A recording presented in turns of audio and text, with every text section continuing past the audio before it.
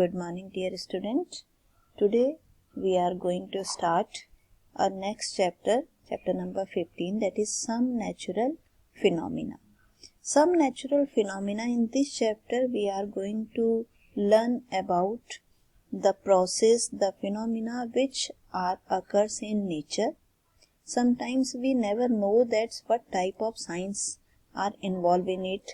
For a simple example, बचपन से जैसे आप देखते आ रहे हैं कि हम अपने कपड़ों को जो है वो धूप में सुखा देते, धूप में डाल देते हैं, देन वो सूख जाते हैं और आप उन्हें फिर समेट लेते हैं. तो अब अगर हम इसको साइंटिफिकली देखें तो इसमें कौन सी प्रोसेस इन्वॉल्व होती है?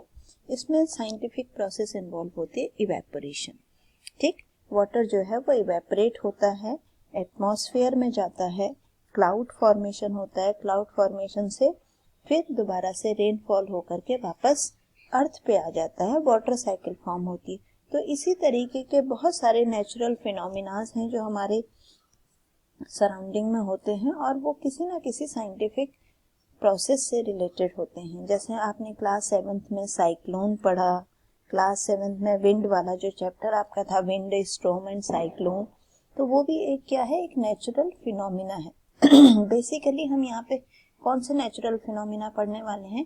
जो कि डिस्ट्रक्टिव फिनोमिना है. डिस्ट्रक्टिव फिनोमिना मीन्स कि जो जिनसे लाइफ को, प्रॉपर्टी को लॉस होता है, these phenomenas are known as destructive phenomena.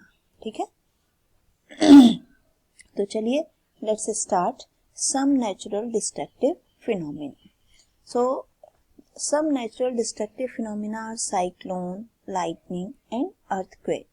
Destructive means जिनसे लाइफ, ह्यूमन लाइफ का लॉस होता है, प्रॉपर्टी का लॉस होता है, such kind of phenomena are destructive.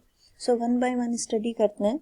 यहाँ पे आपको देखिए दो पिक्चर्स यहाँ पे शो हो रही हैं, एक तो लाइटनिंग, दूसरा अर्थक्वेक. ठीक. So lightning is streaks of bright light and sound caused by electric discharge between cloud and earth और बिटवीन डिफरेंट क्लाउड. ठीक.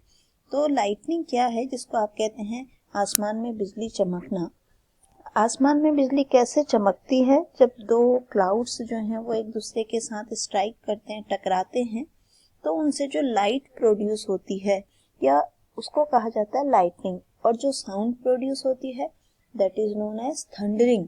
क्लास 7th में आपने पढ़ा है थंडरिंग एंड लाइटनिंग. ठीक.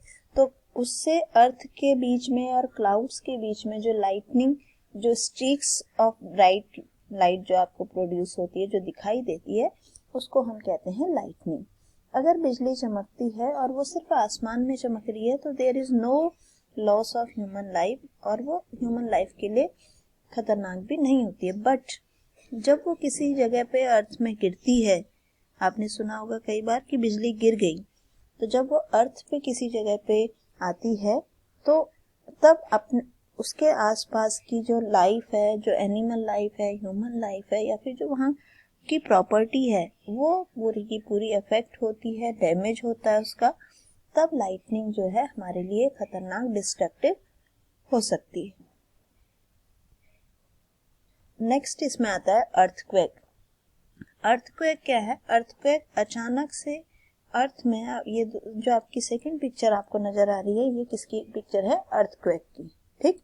अचानक से अर्थ में, अर्थ हिलने लगती है, अर्थ का जो सरफेस है वो शेक होने लगता है, हिल जाता है. आपने जैसे एसएसटी में भी पढ़ा होगा, टेक्टोनिक प्लेट्स मूव करती हैं तो अर्थ का जो क्रस्ट है, जो सरफेस है, वो हिल जाता है, जिससे अर्थ के सरफेस पे जितनी भी चीजें बनी होती हैं वो सब डिस्टर्ब हो जाती हैं.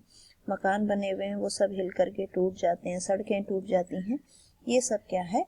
अर्थक्वेक है. तो बेसिकली ये दो नेचुरल फिनोमिना हैं जो कि डिस्ट्रक्टिव हैं. अब इससे आगे हम पढ़ने वाले हैं कि ये लाइटनिंग जो है वो कहाँ से, कैसे प्रोड्यूस होती है, चार्ज किस तरीके से प्रोड्यूस होता है.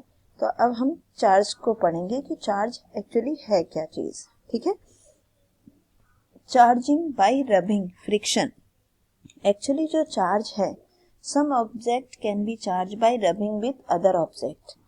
बहुत सारी चीजें ऐसी हैं जिनमें कोई चार्ज नहीं होता, बट अगर आप उसको किसी चीज के साथ रब कर दोगे तो रब करने से क्या होता है, फ्रिक्शन की वजह से उसमें चार्ज प्रोड्यूस हो जाता है। और ऐसा हर किसी में नहीं होता है, कुछ ऑब्जेक्ट में ऐसा होता है कि अगर आप उनको एक दूसरे के साथ रब करते हैं तो उसमें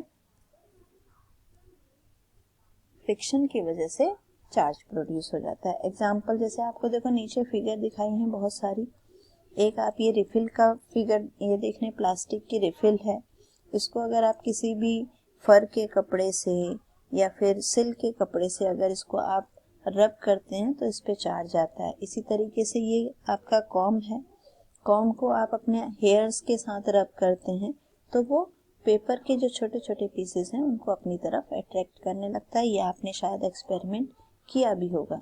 तो जो किसी भी ऑब्जेक्ट को रब करने से जो चार्ज आता है that charge is known as static charge. ठीक, क्योंकि ये मूव नहीं करते इसलिए इनको कहा जाता है स्टैटिक चार्ज। लेकिन जब चार्ज मूव करता है एक जगह से दूसरी जगह then it is known as electric current.